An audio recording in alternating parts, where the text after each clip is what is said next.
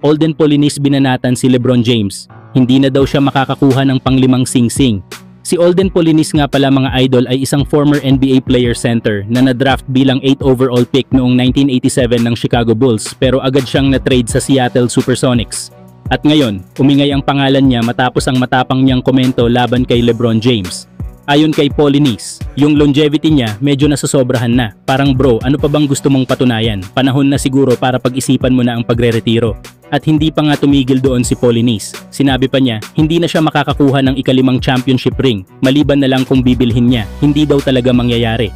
Diretsahan ang banat ni Polinis para sa kanya, tapos na ang panahon ni LeBron pagdating sa pagkapanalo ng titulo. Sa dami na raw nang na-achieve ni LeBron, wala na siyang mapapatunayan pa. Pero mga idol, kahit anong sabihin ng iba, hindi natin pwedeng isantabi ang performance ni LeBron ngayong 2024-25 NBA season. Sa edad na 40 years old at sa kanyang ika-22 season, nagtala pa rin siya ng 25.7 points, 7.3 rebounds at 8.2 assists per game. Siya ang nanguna sa Lakers papasok ng playoffs kahit natalo sila sa first round kontra sa Minnesota Timberwolves sa loob ng 5 laro. 4 na NBA championships, 4 na MVP awards, 20 plus All-Star selections. Kompleto na halos ang kanyang resume. Pero kung makakaisa pa siya ng championship bago magretiro, matutumbasan niya ang 5 ni Kobe Bryant at lalong titibay ang usapan kung siya nga ba ang tunay na GOAT. Kahit mahirap, hindi pa imposible. Depende sa magiging galaw ng Lakers sa off-season kasama si Luka Doncic. Posibleng may last dance pa si LeBron. Kayo mga idol, anong masasabi ninyo sa mga sinabi ni Olden Polinis? May punto ba siya o parang masyado lang siyang mapanira kay LeBron? Samantala, Lakers target na ayusin ang center rotation ngayong off-season. Mukhang seryoso na ang Lakers mga idol sa pag-aayos ng isa sa pinakamalaking butas sa roster nila, ang posisyon ng center. Ayon sa ulat ni Anthony Irwin, unanimous ang paniniwala sa loob ng Lakers organization na kailangan nilang magdagdag ng legit starting center.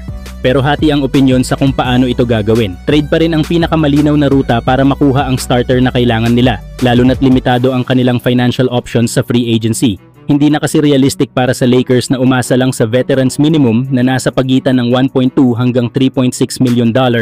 Kadalasan, role players o mga veteran presence lang ang napupunta sa ganitong kontrata. Halos imposible makakuha ng panimulang sentro na kayang magdala sa playoffs sa presyong yan. Pwede rin sanang gamitin ang taxpayer mid-level exception na $5.7 million. Pero kahit mas mataas ito, mababa pa rin kumpara sa market value ng mga tunay na starting centers. Baka makakuha sila ng serviceable big man, pero hindi ito sapat kung championship contention ang target. Dahil dito, malinaw na 2 sentro ang nais idagdag ng Lakers sa roster. Una, isang starting caliber center na kukunin nila sa pamamagitan ng trade. Ito ang magiging pangunahing big man na sasabay kina Luka Doncic at LeBron James at kayang rumisponde laban sa malalaking frontcourts tulad ng Timberwolves at Nuggets.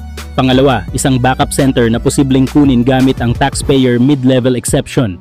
Dito papasok ang mga pangalan tulad ni Clint Capela, Steven Adams, Kevin Looney o Al Horford. Ang goal? Masigurong kahit off the bench may rim protection at rebounding presence pa rin.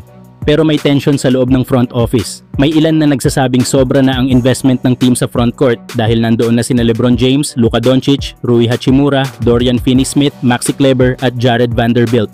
Kaya posibleng may kasunod na trade para naman magdagdag ng productivity sa perimeter positions at mabalance ang roster. Hindi na pwedeng ulitin ang pagkakamali sa nakaraang playoffs, kung saan centerless halos ang Lakers at nadomina sila physically ng Minnesota Timberwolves.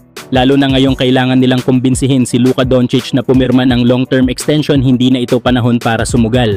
Ano sa tingin nyo mga idol? Sapat ba ang planong ito ng Lakers para bumalik sa forma bilang contender? I-comment nyo na sa baba ang mga komento nyo at pag-usapan natin yan.